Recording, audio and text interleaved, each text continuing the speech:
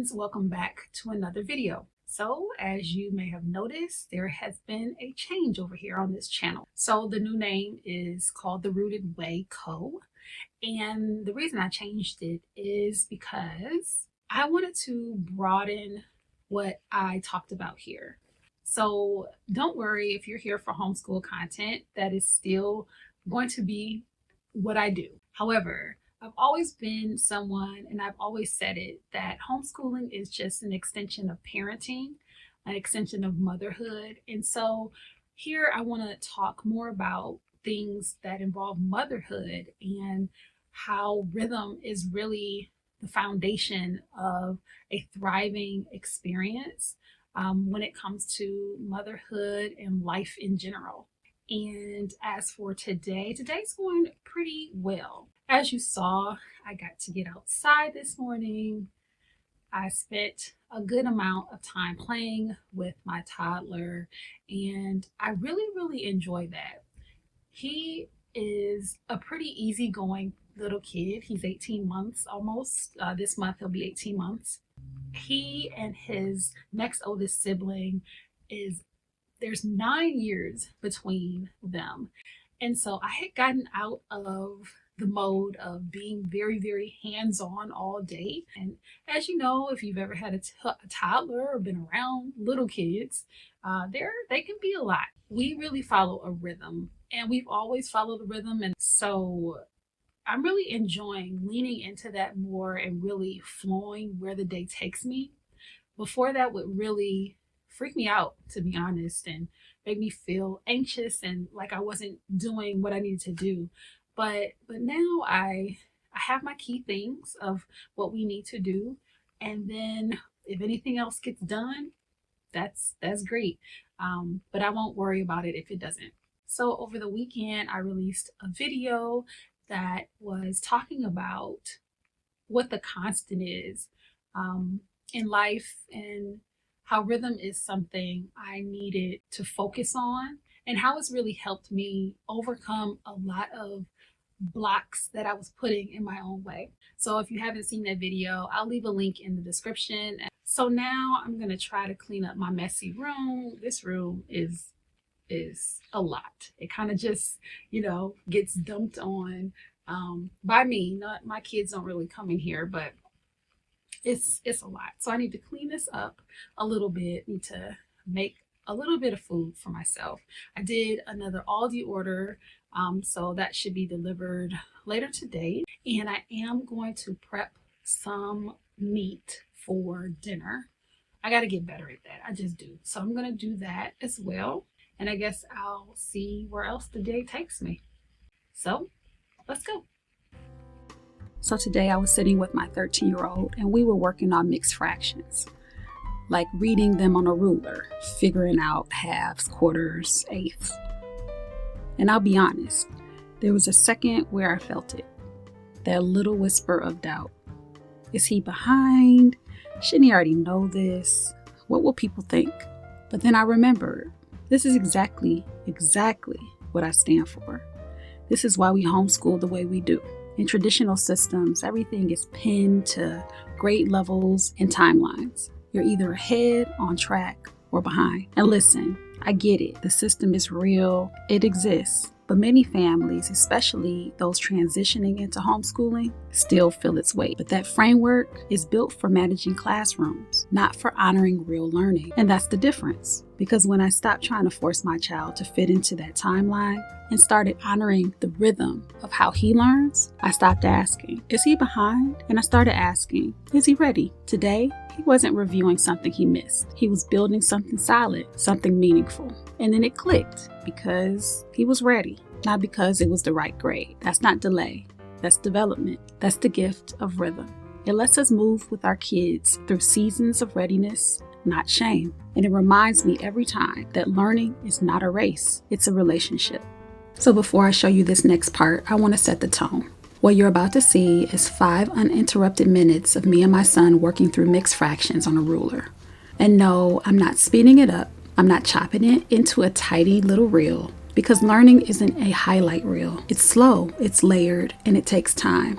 And it's in those unedited, sometimes awkward moments that the real growth is happening. If you're used to fast-paced content, this might feel unfamiliar, and that's okay. I invite you to slow down with us. Watch with soft eyes, because this is what learning actually looks like when you honor the rhythm over performance. Okay, so what I'm saying is, in between these two numbers, however many tick marks there are, that's going to be your denominator. Whatever number the arrow is on, that's going to be the numerator. When you get that number, if it can be reduced, then you can reduce it. Okay? So if it's 16 tick marks, and the arrow's pointing at 8, 8 over 16 can be reduced, right, to 1/2. That means it's halfway in between the two numbers. Okay, so tell me back what you understood me to say just now. Explain it to me in your own words. Because I think that's what we need to do when it comes to certain lessons that you find complicated. When you hear me explain it, I want you to tell it back to me. And if you can't, then that's an indication of we need to look at it a different way. You can reduce it to 1/2 if it's half the numerator. But how do you find the original fraction? How do you find wait, let's do it bit by bit. How do you find what the denominator would be? You just look at the line on how short it is. Well, you want to look at how many there are. Yeah. So here we have 8. You can literally just count them. So that's going to be your denominator, however many tick marks there are between the two numbers. Now, how would you know the numerator? If the arrow's put to it, you can just let you count it. Exactly. And so at that point, if you have something like 4/8, can that be reduced? Yeah, to 1/2. To 1/2. Okay, so tell it back to me, the whole thing, from the beginning. How do we start out to figure out the fraction? You can count to find the denominator. Okay. Then you find the numerator from the arrow that's pointing. You can literally just count. Right. And then what do you do? Then you can see if it's 4/8, and if it's 4/8, you can still have. Right. So if you can reduce it, it's when you reduce it. But if you have 3/8, can you reduce that? No, because 3 doesn't go into both numbers equally. So so if it can be reduced, reduce it. If it can't, you leave it as is. That's how you get your fractions. So how that would read is, if we're doing 5 and 4/8, right? Because we're at 5 on this problem. So 5 and 4/8 would equal 5 and 1/2. That's your mixed number. Or 5.5 inches for a ruler. Do you understand that? Okay, so that's how that works for each one of them. So if you have 32 tick marks in between 3 and 4. So if I pointed at this one, that gives me 9 and 9. Oh, I'm sorry, this is 16. Yeah. Sorry, I don't know what I was doing. There's another one at 32. Anyway, this is, the other page, that's what it is. So this is the denominator 16, and I said 9/16. So it would be what? What would be the final answer? If I said, tell me what the fraction is for this line, this arrow. 9/16. That's the fraction, but what's the whole answer? 3 and 9/16. Yeah. So can that be reduced? No, because 9 can't go into 16. Correct, equally. So that's how you read it. So on this paper, on this card, I want you to write down in your own words how you remember how to read fractions on a ruler.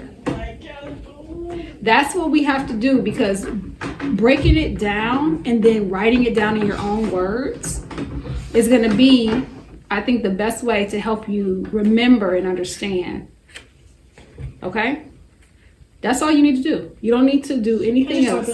Out. No, I don't want you typing it out because you need to be able to easily access this. And I don't want you on the screen getting distracted. No, then print it. All